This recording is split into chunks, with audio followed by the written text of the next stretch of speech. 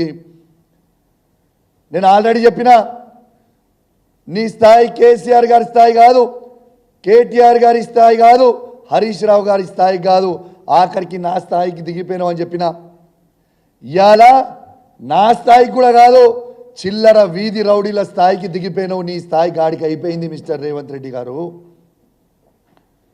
నీకు నువ్వు బాగా గ్రేట్ అనుకుంటున్నావు. అధికార మదం కళ్ళు నెత్తికెక్కినాయి. నీ మదాన్ని ఖచ్చితంగా దించుతాం, ఏం ఫికర్ చేయకు బిడ్డ. దించిన రోజు నీకు ఉంటుందిరా స్వామి రంగా, ఆ రోజు ఉంటే తీసి పెడతాం అని అనుకోకు. నేను ఉట్టిగా నువ్వు మర్చిపోయినట్టున్నావు రేవంత్ రెడ్డి, గుర్తు చేసుకో. నా ఇంటికి వచ్చి నేను ఆ రోజు కాంగ్రెస్ పార్టీలో ఉన్నప్పుడు నువ్వు నా ఇంటికి వచ్చి నా కాళ్ళు మొక్కినావు. నేను నన్ను పిసిసి ప్రెసిడెంట్ చేయి, దయచేసి సపోర్ట్ చెయ్యి అని చెప్పినావు. ఆ రోజు మర్చిపోయినావా బిడ్డ? ఆ రోజు నువ్వు నా కాళ్ళు మొక్కితే నిన్ను పిసిసి ప్రెసిడెంట్ అన్నాడు, నేను చేసిన. కానీ గుర్తుపెట్టుకో, ఏ విధంగా నేను ఆ రోజు పిసిసి ప్రెసిడెంట్గా చేసినో ఇవాళ కేసీఆర్ నాయకత్వంలో మళ్ళా నిన్ను సీఎం పదవి దించే వరకు నిద్రపోకుండా పనిచేస్తా బిడ్డ, జాగ్రత్త చూసుకో అని చెప్పి సందర్భంగా నేను హెచ్చరిస్తా ఉన్నాను. ఇవాళ తెలంగాణ ఇంద్రమ్మ ఇళ్లలో చంద్రన్న చెట్లు నాడుతున్నావు. తెలంగాణ ప్రజలు నీ ఈపు చింతపండు చేసే రోజు దగ్గరగా ఉంది బిడ్డ, నువ్వు వెయిట్ అండ్ వాచ్ అని చెప్పి చెప్తా ఉన్నాను. నీ నోటికి వచ్చినట్టు మాట్లాడుతున్నావు. నీ అయ్యా జాగిరా భయ్ తెలంగాణ.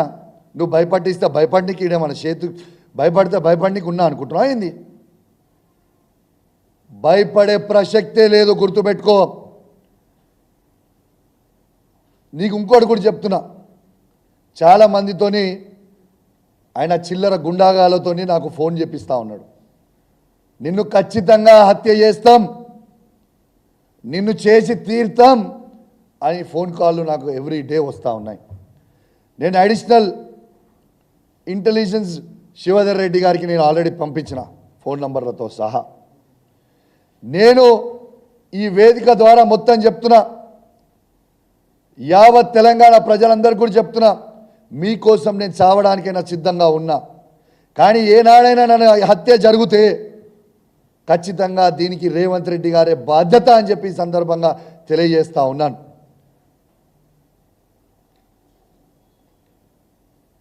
ఇలా తెలంగాణ ప్రజలకి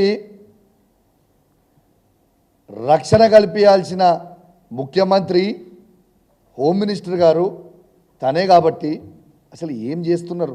అసలు ప్రజలు నవ్వుకుంటున్నారు నువ్వు చేసే మాటలు. ప్రజలు నిన్ను చూసి నవ్వుకుంటున్నారు. తెలంగాణ ప్రజలు